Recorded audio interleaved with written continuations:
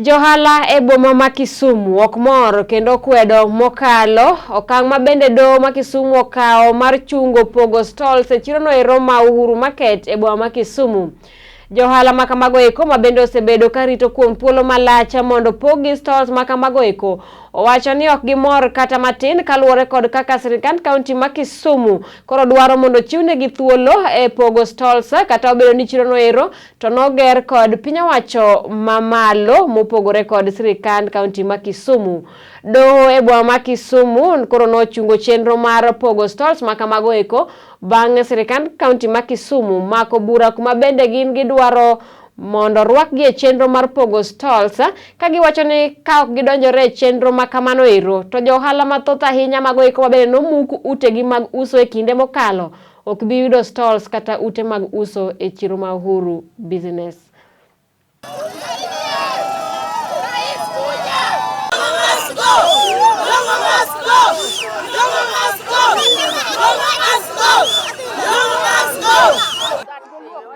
We want to be addressed on the issues stalls, pertaining the stalls up Uhuru Market. We were supposed to be given the stalls today. By today, the process has been stopped. We don't know why it has been stopped. And we hear the name of Aduinyang stopping this process.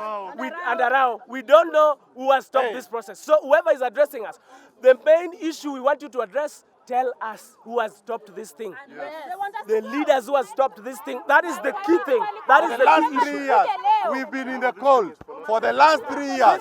My name's Tabitha Ougo.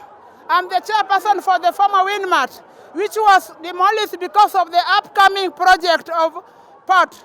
We were promised by our lovely excellency, Uhuru Muigai Kenyatta, that you just keep quiet. I'm going to make you a place. After demolishing you at this place, you are going the other side. Now it has come the day. They are now going to court. By the time they were getting out of that premises, nobody went to court. Why couldn't they also go to court that they stopped demolishing people? Now, allocation, they are going to court. That's why we are demonstrating. We want to go and ask our leaders. They tell us why they are going to stop this allocation to court. We have been taken into circles for far too long. All we are asking is this. The city manager, the governor, the leadership of this county are having these positions because we have given them the opportunity to lead us. Let them not behave as though they are our gods. Let them know that they are doing it on our behalf. And for that reason, we want to thank. I want this to be taken as another level of consultation. Nothing has been stopped. What we needed, what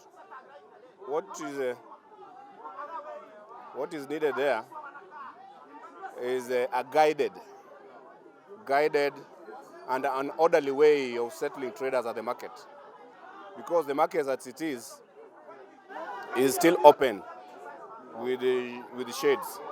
So there must be a structure, and we must see how we'll have the management of the market put in place.